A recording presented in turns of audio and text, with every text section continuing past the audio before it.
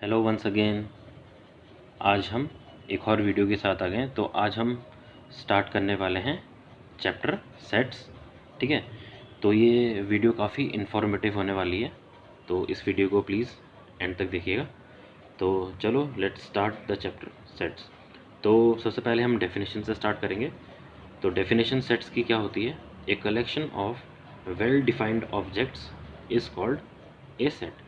ठीक है, तो सेट क्या होता है? एक कलेक्शन है वेल डिफाइंड ऑब्जेक्ट्स का। वेल डिफाइंड ऑब्जेक्ट्स का मतलब होता है कि वो आंसर्स जिनमें कोई भी किसी तरीका का भी कन्फ्यूजन ना हो। ठीक है, मतलब अगर मान लो कोई क्वेश्चन पूछा गया है हो तो उसका आंसर कॉमन हो। मतलब अगर मुझसे कोई क्वेश्चन पूछे तो उसका आंसर मैं भी वही दूं, अगर आपसे कोई पूछे तो आप भी वही दें, और अगर कोई थर्ड पर्सन से उस क्वेश्चन को पूछ रहा है तो वो भी उसका आंसर वही दे। फॉर एग्ज़ाम्पल, जैसे मैंने आपसे पूछा, जैसे किसी ने मुझसे पूछा कि what is the capital of India, तो उसका आंसर एक है, न्यू दिल्ली। अगर आपसे भी कोई इंडिया का कैपिटल पूछेगा तो आप भी न्यू दिल्ली बोलेंगे। थर्ड पर्सन से पूछेगा तो वो भी न्यू दिल्ली बोलेगा। तो उसे बोलते हैं वेल डिफाइंड आंसर।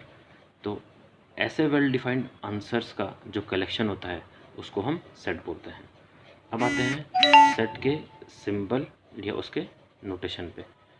तो जो उसका सिंबल और नोटेशन होता है वो क्या होता है? Curly brackets. कर्ली ब्रैकेट्स ये दिखाता है कि हम किसी सेट को रिप्रेजेंट कर रहे हैं, और इस सेट के अंदर क्या आते हैं? जो वेल डिफाइंड ऑब्जेक्ट्स होते हैं वो इस सेट के अंदर हम पुट करते हैं या लिखते हैं। ठीक है, अब कुछ एग्जांपल्स लिए हैं मैंने आपको सेट को समझाने के लिए। तो सबसे पहला एग्जांपल है set of members in your family. तो ये भी एक वेल डिफाइंड ऑब्जेक्ट का सेट है, क्योंकि फैमिली में कौन कौन हो सकते हैं? आपकी मदर हो सकती है, फादर हो सकते हैं, ब्रदर हो सकते हैं, सिस्टर हो सकती हैं।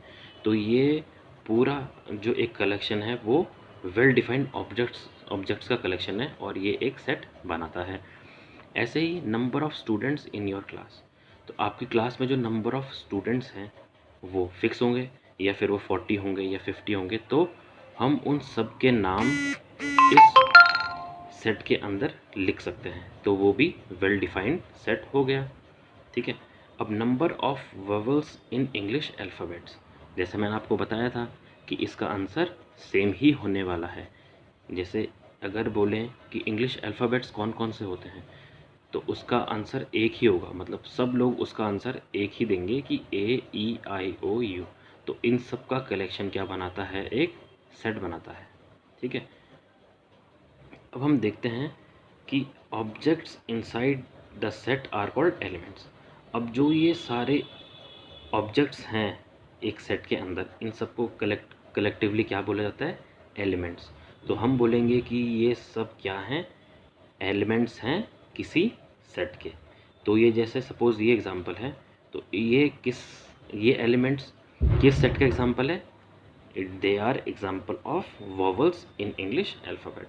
तो जो सेट के अंदर जो चीज़ें लिखी जाती हैं उन्हें हम कहते हैं एलिमेंट्स ऑफ सेट। ठीक है, अब जो एलिमेंट्स हम लिखते हैं उनको रिपीट किया जाता है कि नहीं किया जाता है, ये मैं आपको बताता हूँ। तो elements appears only once and it is not repeated inside a set. तो जो एलिमेंट है उनका रेपिटेशन अलाउड नहीं होता। मतलब सपोज़ अगर किसी सेट के अंदर एलिमेंट 2 या 3 बार आ रहा है तो हम उसे 2 या 3 बार ना लिख के एक ही बार लिखते हैं। ठीक है, तो सेट के अंदर किसी भी एलिमेंट का रिपीटेशन नहीं होता। ठीक है, तो ये तो हमने समझा सेट के बारे में, उसका सिंबल, नोटेशन, एग्जांपल समझे कुछ। जो ऑब्जेक्ट्स सेट के अंदर होते हैं उन्हें एलिमेंट्स बोलते हैं, और जो एलिमेंट होता है वो कोई भी एलिमेंट रिपीट नहीं होता। अब हम आते हैं कुछ इम्पोर्टेंट सेट्स के ऊपर। इनको पढ़ना बहुत ज़रूरी है और बहुत इम्पोर्टेंट भी हैं ये। तो सबसे पहले आते हैं एन। एन क्या होता है? Set of natural numbers. इसे किससे डिनोट करते हैं? एन से डिनोट करा जाता है। तो क्या होता है? नेचुरल नंबर्स कहाँ से स्टार्ट होते हैं? 1 से स्टार्ट होते हैं और इन्फिनिटी तक जाते हैं। तो जैसे 1 2 3 4 एंड सो ऑन। तो ये हो गया सेट ऑफ नेचुरल नंबर्स। ऐसे ही सेट ऑफ होल नंबर्स क्या होते हैं, इसे किससे रिप्रेजेंट करते हैं, W से रिप्रेजेंट करते हैं। और होल नंबर्स क्या होते हैं, होते वो नेचुरल नंबर के जैसे ही हैं बट वो स्टार्ट होते हैं 0 से। तो 0 1 2 3 4 ये सारे क्या हो गए सेट ऑफ होल नंबर्स। ऐसे ही अब आते हैं I और Z। I और Z से हम क्या रिप्रेजेंट करते हैं, सेट ऑफ इंटीजर्स। तो सेट ऑफ इंटीजर्स को हम I से रिप्रेजेंट करते हैं। सेट ऑफ इंटीजर्स में क्या आता है, पॉजिटिव, नेगेटिव एंड ज़ीरो। तो zero positive numbers 1 2 3 4 and so on, आगे 5 6 7, और वैसे ही -1 -2 -3 -1। तो ये सारे numbers zero positive negative number मिलके एक सेट बनाते हैं जिसको हम बोलते हैं सेट ऑफ इंटीजर्स। अब आते हैं set of rational numbers. Rational numbers को हम Q से डिनोट करते हैं। तो सेट ऑफ रैशनल नंबर्स क्या हुए, रैशनल नंबर्स क्या होते हैं जो अपॉन की फॉर्म में लिखे जाते हैं, जैसे जिसमें एक न्यूमरेटर होता है और एक डिनोमिनेटर होता है। तो P अपॉन Q की फॉर्म में लिखे जाते हैं, जहाँ पे Q ज़ीरो नहीं होना चाहिए, मीन्स जो डिनोमिनेटर है वो ज़ीरो नहीं होना चाहिए। और P और Q बिलोंग्स टू इंटीजर्स, ठीक है। जो P और Q है, जो न्यूमरेटर और डिनोमिनेटर है, वो इंटीजर्स होने चाहिए। इंटीजर्स का मतलब हमने समझा था 1 2 3 4, ये माइनस भी हो सकते हैं, ठीक है। P ज़ीरो हो सकता है बट Q ज़ीरो नहीं होना चाहिए, ठीक है। अब आते हैं सेट ऑफ इर्रेशनल नंबर्स। इसे हम Q डैश से डिनोट करते हैं। तो इर्रेशनल नंबर्स क्या होते हैं, जो भी अंडर रूट के अंदर नंबर होते हैं जिनका एक प्रॉपर आंसर नहीं निकल सकता, तो उन्हें हम बोलते हैं इर्रेशनल नंबर्स। जैसे √16 एक इर्रेशनल नंबर नहीं है, क्योंकि √16 की वैल्यू 4 होती है, ठीक है, +4 या -4। जैसे √2 की कोई प्रॉपर वैल्यू नहीं आती, √3 की नहीं आती, √5 की नहीं आती, √6 की नहीं आती, √7 की नहीं आती। तो सारे ये नंबर्स इर्रेशनल नंबर्स होते हैं, ठीक है। Set of real numbers. तो सेट ऑफ रियल नंबर्स में क्या आते हैं, रैशनल और इर्रेशनल दोनों नंबर्स रियल नंबर में आते हैं, और इन दोनों क्या बोलते हैं, सेट ऑफ रियल नंबर्स। यहाँ पे मैंने आपको रियल लाइन समझाई है, जिसमें ये एक रियल लाइन है जिसमें मिड में ज़ीरो होता है, 1 2 3 4 सो ऑन इधर पॉजिटिव सारे नंबर होते हैं, और -1 -2 -3 -4 इधर सारे नेगेटिव नंबर होते हैं। तो इन सबको अगर हम एक लाइन में लिख दें तो इसे बोलते हैं रियल लाइन, ठीक है। तो ये हमने समझा नेचुरल नंबर्स क्या होते हैं जो 1 से स्टार्ट होते हैं, होल नंबर्स क्या होते हैं जो 0 से स्टार्ट होते हैं, इंटीजर्स क्या होते हैं 0 positive numbers and negative numbers, rational numbers क्या होते हैं जो P अपॉन Q के फॉर्म में लिखे जाते हैं, जिसमें Q ज़ीरो नहीं होना चाहिए, और P और Q क्या हैं, इंटीजर्स हैं। सेट ऑफ इर्रेशनल नंबर्स क्या होते हैं, जो अंडर रूट के अंदर होते हैं और जिनकी एक एग्जैक्ट वैल्यू नहीं आती, उसे हम इर्रेशनल नंबर्स बोलते हैं। रियल नंबर्स क्या होते हैं, all rational and irrational number, सारे रैशनल और इरेशनल नंबर्स को हम रियल नंबर बोलते हैं, और ये रियल लाइन है, ठीक है। अब हम आते हैं आगे, इस वीडियो को बढ़ाते हैं और हम आते हैं आगे रिप्रेजेंटेशन ऑफ सेट्स। अब सेट्स को कैसे रिप्रेजेंट करते हैं, तो सेट्स को रिप्रेजेंट करने के दो तरीके होते हैं। एक होता है रोस्टर या इसे टेबुलर फॉर्म भी बोलते हैं, और एक होता है सेट बिल्डर फॉर्म। तो बेसिकली सेट्स को रिप्रेजेंट करने के दो तरीके होते हैं, एक होता है रोस्टर या टेबुलर फॉर्म और एक होता है सेट बिल्डर फॉर्म। तो आइए अब समझते हैं कि रोस्टर फॉर्म और सेट बिल्डर फॉर्म क्या होते हैं। तो रोस्टर या टेबुलर फॉर्म क्या होते हैं, जैसे हमने कोई सेट लिया ए और उसके अंदर हमने सारे ये एलिमेंट्स लिख दिए। तो सेट ए के अंदर कौन कौन से एलिमेंट्स हैं, 1 2 3 4 5 6 8 9 10, ठीक है। यहाँ पे एक नंबर मिस हो गया, यहाँ पे 7। तो सेट ए में 1 से लेके पूरे 10 तक नंबर हैं, तो हम इस सेट को क्या नाम दे सकते हैं, नेचुरल नंबर्स अप टू 10। ये सारे नेचुरल नंबर्स हैं कहाँ तक, 10 तक। ऐसे हमने एक सेट लिया बी, तो ये है सेट ऑफ वोवेल्स AEIOU। तो सेट को लिखने की वो फॉर्म जिसमें हम एलिमेंट्स को अलग अलग करके लिखते हैं उसे हम बोलते हैं रोस्टर या टेबुलर फॉर्म।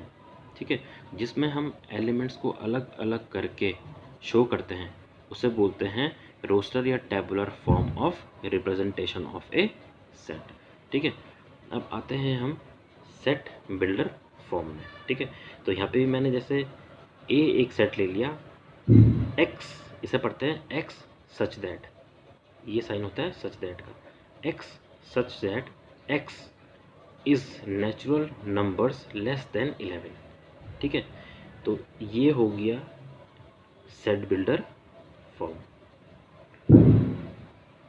इसे बोलते हैं हम सेट बिल्डर फॉर्म। तो x such that x is natural numbers less than 11, तो नेचुरल नंबर्स लेस देन 11 क्या क्या हुए, 1 2 3 4 5 6 7 8 9 10। ठीक है, ऐसे हमने एक सेट और लिया बी, तो x such that x is vowel in English alphabet. तो ये जो हम वर्ड्स में रिप्रेजेंट करके एक सेट को लिखते हैं इसे बोलते हैं tabular form, sorry set builder form. ठीक है, तो जब हम वर्ड्स की फॉर्म में किसी सेट को रिप्रेजेंट करते हैं तो उसे हम बोलते हैं सेट बिल्डर फॉर्म, और उसी का ये क्या हो गया, रोस्टर या टेबुलर फॉर्म। ठीक है, अब हम आगे आते हैं और देखते हैं कि elements belonging to any set are shown by this sign. इस साइन को क्या बोलते हैं, बिलोंग्स टू साइन। ये जो साइन है ये है बिलोंग्स टू का साइन। ठीक है, मतलब जो भी एलिमेंट सेट के अंदर हैं तो वो एलिमेंट उस सेट को बिलोंग करेंगे।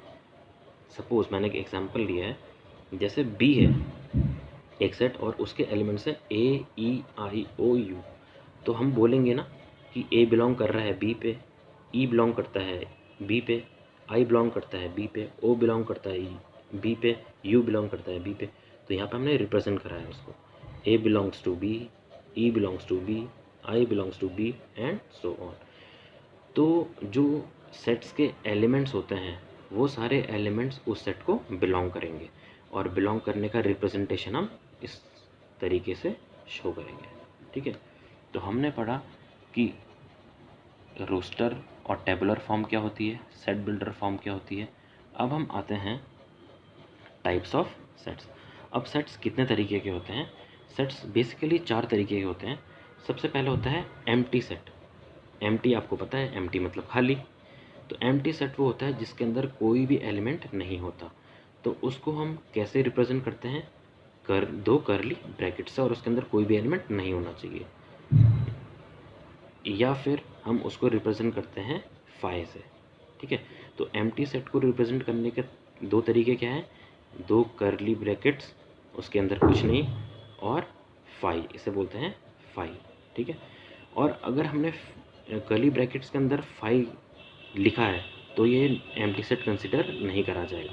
तो प्लीज़ प्रिवेंट करना कि कर्ली ब्रैकेट्स के अंदर फाई ना रखें अगर आप एक एम्प्टी सेट को रिप्रेजेंट कर रहे हैं। ठीक है, अब आते हैं number 2, finite and infinite sets. ठीक है, तो फाइनाइट एक मैंने सेट लिया है ए। ठीक है, तो ए है सेट ऑफ नेचुरल नंबर दिख रहा है आपको, 1 2 3 4 5 एंड सो ऑन, मतलब इसकी कोई लिमिट ही नहीं है कि ये कहाँ पे एंड होगा। तो ऐसे सेट्स जिसकी स्टार्टिंग तो हमें पता है लेकिन हमें पता नहीं कि इसका एंड कहाँ है, तो ऐसे सेट्स को हम इनफाइनाइट सेट्स कहते हैं।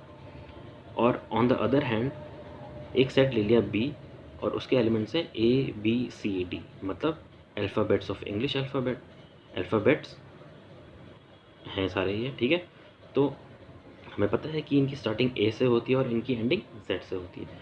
तो ऐसे सेट्स जिसकी हमें स्टार्टिंग भी पता है और जिसकी हमें एंडिंग भी पता है कि कहाँ पे एंड होंगे, तो ऐसे सेट्स को हम फाइनाइट सेट्स कहते हैं। ठीक है, अब आते हैं इक्वल सेट्स के ऊपर। ठीक है, तो हमने एक सेट ले लिया A equal to A E I O U, और दूसरा सेट लिया B equal to U I O A E. अगर आप ध्यान से देखें तो सेट ए और सेट बी दोनों के एलिमेंट्स सेम हैं, दो इनकी जो लिखने का तरीका है, इनकी जो प्लेसमेंट है वो अलग अलग है।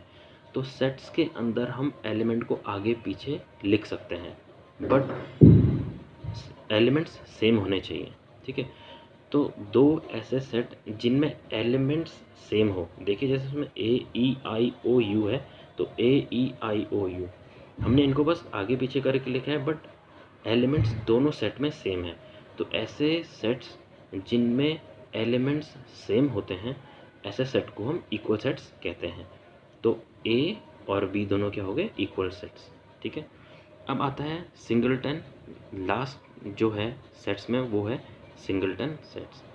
Set having only one element, ऐसा सेट जिसमें एक ही एलिमेंट हो, उसके अंदर एक ही एलिमेंट हो, उस सेट को हम कहते हैं सिंगलटन सेट। तो जैसे मैंने एक सेट ले लिया A और इसके अंदर एक ही एलिमेंट है Z, तो ऐसा सेट जिसके अंदर केवल एक एलिमेंट हो उसको हम कहते हैं सिंगलटन सेट। तो हमने टाइप ऑफ सेट्स में क्या पढ़ा, एम्प्टी सेट। एम्प्टी सेट कौन सा सेट होता है, जिसमें कोई भी एलिमेंट ना हो, इसको कर्ली ब्रैकेट, केवल कर्ली ब्रैकेट या फिर फाइ से शो करते हैं। Finite and infinite set, finite set क्या होते हैं, जिनकी हमें स्टार्टिंग पता है बट उनकी एंडिंग नहीं पता है, ऐसे को इनफाइनाइट सेट बोलते हैं। फाइनाइट सेट क्या होते हैं, जिसकी हमें स्टार्टिंग भी पता है और उसकी हमें एंडिंग भी पता है, ठीक है। अब आते हैं इक्वल सेट्स। इक्वल सेट क्या होते हैं, दो सेट जिनमें सेम एलिमेंट्स हो उनको बोलते हैं इक्वल सेट। और सिंगलटन सेट क्या होते हैं, जिसमें केवल एक ही एलिमेंट हो उसको बोलते हैं सिंगलटन सेट। तो आई होप आपको ये वीडियो काफ़ी इन्फॉर्मेटिव लगी होगी और आगे भी ऐसी वीडियोस मैं लाते रहूँगा। तो प्लीज़ इस वीडियो को ध्यान से देखिए and thank you very much.